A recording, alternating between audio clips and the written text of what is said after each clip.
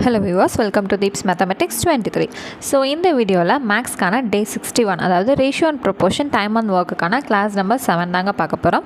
So அந்த வகையில் 7th standard first term chapter 4ல் இருக்கக்கூடிய எக்ஸைஸ் 4.1ல் இருக்க பெண்டிங் சம்ஸ் தான் நம்ம பார்க்க போகிறோம். ஸோ ஆல்ரெடி எக்ஸைஸ் 4.1ல் சில சம்ஸ் நம்ம பார்த்துட்டோம், அதுக்கான எக்ஸாம்பிள்ஸும் நம்ம கம்ப்ளீட் பண்ணிட்டோம் இல்லைங்களா. ஸோ அந்த வகையில் அடுத்த சம் வந்து 5th சம். ஓகேங்களா. ஒரு உணவு விடுதியின் 3ஆம் தளத்தில் பிறந்தநாள் விழா ஏற்பாடு செய்யப்பட்டிருந்தது. 120 ஆட்கள் 8 முறை மின்தூக்கியில் விழா நடைபெறும் இடத்திற்கு சென்றனர். மின்தூக்கி 12 முறை விழா நடைபெறும் இடத்திற்கு சென்றால் எத்தனை ஆட்கள் அங்கு சென்றிருப்பர்? A birthday party is arranged in 3rd floor of a hotel. 120 people take at 8 trips in a lift to go to the party hall.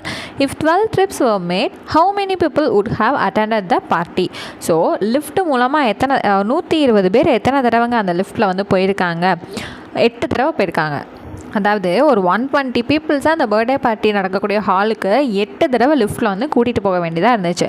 அப்போ 12 தடவை அந்த லிஃப்ட் வந்து இயங்கி இருந்துச்சுன்னா மொத்தம் எத்தனை நபர்கள் வந்து அங்கே போயிருப்பாங்க அப்படிங்கிறதா நமக்கான கொஷின் இல்லைங்களா. ஸோ ஆல்ரெடி வந்து 8 தடவைக்கு 120 பேர், எக்ஸ்ட்ரா ஒரு 4 தடவை போனதுக்கு எவ்வளோ பேருன்னு தெரிஞ்சிடுச்சுன்னா நம்ம மொத்தமாக பார்ட்டி இத்தனை பேர் அட்டன் பண்ணாங்க அப்படிங்கிறத நம்மளால் சொல்ல முடியும் இல்லைங்களா. ஸோ அப்படி இல்லை, மொத்தமாக எத்தனை பேருங்கிறத கண்டுபிடிக்க ஈஸியாக ஏதாவது ஒரு வழி சொல்லுங்கன்னா, நம்ம ஆல்ரெடி என்ன வந்து உங்களுக்கு சொல்லி கொடுத்துருக்கேன், x1 by y1 equal to x2 by y2 இந்த ஃபார்முலா படி நான் உங்களுக்கு சொல்லி கொடுத்துருக்கேன் இல்லைங்களா. அப்போ x1ங்கிறது எத்தனைங்க, 120 பேர் 8 தடவை லிஃப்ட்டை யூஸ் பண்ணி மேலே போயிருக்காங்க. அப்போது எத்தனை பேர் மொத்தமாக 12 தடவை லிஃப்ட் யூஸ் பண்ணியிருந்தா டோட்டல் பார்ட்டி அட்டன் பண்ண மெம்பர்ஸ் வந்து கண்டுபிடிக்கணும், அவ்வளோதான் இல்லைங்களா.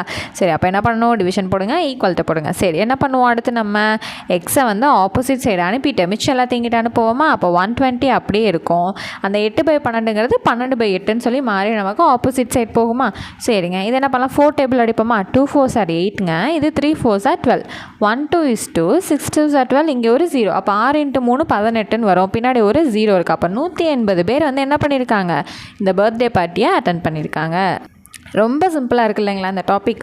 ஓகேங்க, அடுத்த கொஷின். 8 மீட்டர் நீளமுள்ள கம்பத்தின் நிழலின் நீளம் 6 மீட்டர். அதே நேரத்தில் 30 மீட்டர் நிழல் ஏற்படுத்தும் மற்றொரு கம்பத்தின் நீளம் எவ்வளவு? The shadow of a pole with the height of 8 meter is 6 meter. If the shadow of another pole measured at the same time is 30 meter. Find the height of the pole. So 8 metre ஹைட்டாக இருக்கக்கூடிய கம்பத்தோட நிழல், அதோட shadow 6 மீட்டருக்கு இருக்கான். So at the same time 30 metre, சாரிங்க, இங்கே shadow வந்து இங்கிட்டு தானே போடணும். அப்போ இந்த இடம் வந்து என்னது, 30 மீட்டர் நிழல் வந்து ஏற்படுத்தும் மற்றொரு கம்பம். அப்போ இன்னொரு ஒரு ஹைட் ஆஃப் த போல் தான் என்னன்றது நம்மள்கிட்ட கேட்டிருக்காங்க இல்லைங்களா. அப்போ இதுதான் என்னது, எக்ஸ் கம்பத்தோட அளவு தான் கேட்டிருக்காங்க. இங்கே 2 சைடும் ஷேடோவோட அளவு வந்து கொடுத்துட்டாங்க. அப்போ என்ன பண்ணுவோம், இப்படி தானே எழுதுவோம். சரிங்க, அப்போ எக்ஸை ஒரு பக்கம் அனுப்பிச்சிட்டு மிச்சத்தை எல்லாத்தையும் ஆப்போசிட் சைடு அனுப்பிச்சா நமக்கு இப்படி மாறி வருங்களா. சரிங்க, அப்போ இது என்ன பண்ணலாம், 1 6 is 6, 5 6 are 13 ஈஸியாக போட்டுட்டு, அப்போ 8 × 5 40. அப்போ அந்த கம்பத்தோட அளவு வந்து எவ்வளவு, 40 மீட்டர். 40 மீட்டர் கம்பத்தோட நிழல் வந்து 30 மீட்டருக்கு தெரியுது. ரொம்ப சிம்பிளாக தானே. ஓகே, அடுத்தது 7th கொஷின். ஒரு அஞ்சற்காரர் 738 கடிதங்களை 6 மணி நேரத்தில் முகவரிப்படி பிரித்து விடுகிறார் எனில் அவர் 9 மணி நேரத்தில் எத்தனை கடிதங்களை பிரிப்பார்? A postman can sort out 738 letters in 6 hours. How many letters can be sorted in 9 hours? So 738 லெட்டரை 6 மணி நேரத்தில் பிரிக்கிறார். அப்போ எத்தனை லெட்டரை 9 மணி நேரத்தில் பிரிப்பார்? அவ்வளோதானே. இங்கே டிவிஷன் இங்கே ஒரு ஈக்குவல். சரிங்க, அப்போ எக்ஸ் வந்து இங்கிட்ட அனுப்பிச்சிட்டு இந்த 6/9 இங்கிட்ட அனுப்புவோமா. அப்போ 738 இன்ட்டு இங்கிட்டு வரும்போது 9/6ன்னு வரும். சரி, ஸ்ட்ரெயிட்டாக 6ஆம் வாய்ப்பாடில் அடிக்க பார்ப்போமா. 1 6 is 6ங்க, இது 1 6 is 6, மிச்சம் 1 வரும். 2 6 are 12, மிச்சம் 1, 3 6 are 18. அவ்வளோதான். இப்போது இந்த 123ஐயும் 9ஐயும் மல்டிபிள் பண்ணால் நமக்கான ஆன்சர் கிடைக்குமா. 9 3s are 27ங்க, 7 போட்டேன், இங்கே 2 போட்டேன். 9 2s are 18 + 2 20. 0 போடுங்க, இங்கே ஒரு 2 போடுங்க. 9 1 is 9 + 2 11. அப்போ 1107 கடிதத்தை அவர் 9 மணி நேரத்தில் பிரிப்பாராம். ஓகேவா. ஸோ அடுத்தது நெக்ஸ்ட் கொஸ்டின். அரை மீட்டர் துணியின் விலை 15 ரூபாய் எனில் 8 × 9/3 மீட்டர் நீளமுள்ள துணியின் விலை எவ்வளவு? If half a meter of cloth cost 15 rupees, find the cost of 8 × 1/3 meters of the same cloth. So நமக்கு வந்து கொஸ்டின்லாம் ரீட் பண்ணுறது தான் கொஞ்சம் டைம் அதிகமாக இருக்குது. ஆன்சரோட டைம் எல்லாமே எப்படிங்க இருக்குது, ரொம்ப கம்மியாக தான் இருக்குது இல்லைங்களா. சரிங்க, இப்போ எப்படிங்க எடுக்கலாம். அரை மீட்டர் துணினா என்னதுங்க, ஹாஃப் மீட்டர்னால் 1/2. இதோட ப்ரைஸ் எவ்வளவு, 15 ரூபாயா. அப்போது 8 × 1/3 இதோட மீட்டரோட துணியோட அளவு என்னன்னு கேட்டிருக்காங்க. சரி, இது எப்படி தான் எழுதுவோம். அதுக்கு முன்னாடி ஃபஸ்ட்டு என்ன பண்ணியிருக்கணும், இந்த மிக்சட் ஃப்ராக்ஷனை ப்ராப்பர் ஃப்ராக்ஷனாக ஆக்சுவலாக மாற்றிருக்கணும். அவசரப்பட்டு மிக்சட் ஃப்ராக்ஷன்லேயே எழுதியாச்சு. சரி, இப்போ 1/2 ஹோல் டிவைடட் பை இது என்னதுங்க, 3 × 8 24, 24 + 1 25/3 அப்படிங்கிறது கீழே இருக்கிறதுக்கு வருது. சரி, ஈக்குவல் டு 15/x. இப்போ என்னங்க பண்ணலாம் அடுத்த ஸ்டெப்பில், ஆக்சுவலாக ஃபஸ்ட்டு ஸ்டெப்பே இதுவாக தான் இருந்திருக்கணும். நான் ஸ்ட்ரைட்டாக வந்து சப்ஸ்டியூட் பண்ணிட்டேன். சரி, இப்போ எக்ஸ் எங்கிட்ட அனுப்பிச்சிட்டு இது ரெண்டுங்கிற தலைகீழாக மாற்றுவோமா. எக்ஸ் ஈக்குவல் டு 15 அப்படியே இருக்கும். இந்த கீழே டினாமினேட்டரில் இருக்க 25/3ங்கிறது நியூமரேட்டருக்கு வரும். சரிங்களா. அடுத்து இந்த 1/2ங்கிறது அப்படியே கீழே வருமா. அந்த 1/2 தலைகீழாக மாற்றி சரி வேணாம், நம்ம வந்து இதை மட்டும் தலைகீழாக அனுப்பியிருக்கோம். சரியா. இப்போ அடுத்த ஸ்டெப்பில் நம்ம என்ன பண்ணலான்னா, உங்களுக்கு புரிகிற மாதிரி மாற்றிக்கலாம். இந்த 1/2 என்கிட்ட அனுப்பிச்சோன்னா 2/1 மாறுமா. இது அப்படியே மேலே அனுப்புகிறேங்க. ஓகேங்களா. ஸோ இது ஆல்ரெடி ஃபஸ்ட்டு ஸ்டெப்லேயே பண்ணியிருக்கலாம். பட் உங்களுக்கு புரியாதுங்கிற காரணத்துக்காக தான் நான் எக்ஸ்டெண்ட் பண்ணி எழுதியிருக்கேன். சரியா. 1 3 is 3, 5 3s are 15. இப்போ 5 2s are 10, 10 × 25ங்கிறது 250. ஓகேங்களா. அப்போ எக்ஸோட மதிப்பு என்ன கிடைக்கிது, இங்கே எழுதுகிறேன், 250 rupees. 8 × 1/3 மீட்டருக்கான துணியோட விலை வந்து என்னதுங்க, 250 ரூபாய். அவ்வளோதான். ஓகேவா. ஃபஸ்ட்டு என்ன பண்ணோம், எப்பயும் போல் எழுதிக்கிட்டோம். மிக்சர் ஃப்ராக்ஷனாக ப்ராப்பர் ஃப்ராக்ஷனாக மாற்றணும்.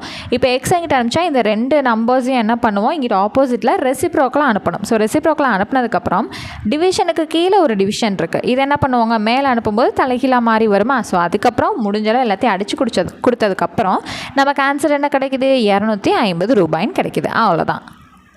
இப்போ தாங்க சொன்னீங்க ஆன்சரெல்லாம் டக்குன்னு வந்துடுது, கொஷின் படிக்கிறது தான் கஷ்டம்னு. இப்போ நேரம் கூடிடுச்சு பார்த்தீங்களா அப்படின்வீங்கல்ல. சரிங்க. அடுத்தது 9th கொஷின். 72 புத்தகங்களின் எடை 9 கிலோகிராம் எனில் அதே அளவில் 40 புத்தகங்களின் எடை என்ன? The weight of 72 books is 9 kg. What is the weight of 40 such books? Okay, 72 புக்ஸோட வெயிட் வந்து 9 கிலோகிராம்னா 40 புக்ஸோட வெயிட் என்ன? அப்போது 72ஓட வெயிட் வந்து 9. அப்போ 40 புக்ஸோட வெயிட் என்ன? இப்படி தானே நம்ம எழுதுவோம். Division equal. சரிங்க. எக்ஸ் எங்கிட்ட கொண்டு வந்துட்டா மிச்சம் எல்லாம் வந்து மாற்றி இந்த பக்கம் அனுப்பிடலாமா. சரிங்க. இப்போ என்ன பண்ணலாம், 1 9 is 9, 8 9s are 72. டக்குன்னு முடிஞ்சிடுச்சு பார்த்தீங்களா. ஓகே, இப்போ அடுத்து என்ன பண்ணலாம், 1 8 is 8, 5 8s are 40. அவ்வளோதான், டப்புன்னு முடிஞ்சிருச்சு. அப்போ எவ்வளோவா, 5 கிலோகிராமா. 40 புக்ஸோட வெயிட் வந்து 5 கிலோகிராம். முடிஞ்சா. அடுத்தது, தாமரை வாடகை பணமாக 7500 ரூபாயை 3 மாதங்களுக்கு செலுத்துகிறார் எனில் அதே போல் அவர் 1 வருடத்திற்கு செலுத்த வேண்டிய வாடகை பணம் எவ்வளவு? தாமரை pays 7500 rupees as rent for 3 months with the same rate. How much does she have to pay for 1 year? So 3 மாதத்தோட வாடகை 7500 ரூபா கொடுக்கணும்னா 1 வருஷத்தோட வாடகை எவ்வளோவா இருக்கும்? 1 வருஷத்தை மாதமாக மாற்றுவோமா. எத்தனை மாதங்க, 12 மாதம். அப்போது 3 மாதத்துக்கான வாடகை 7500 ரூபா, 1 வருஷம்னா 12 மாதத்துக்கான வாடகை என்ன? இதான நம்மளோட கொஷினாக இருக்குது. சரிங்க. அப்போ எக்ஸை இந்த பக்கம் கொண்டு வந்தால் இந்த 7500 அப்படியே இருக்கும். இன்ட்டு 3/12 இங்கிட்டு வரும்போது 12/3ன்னு மாறுது.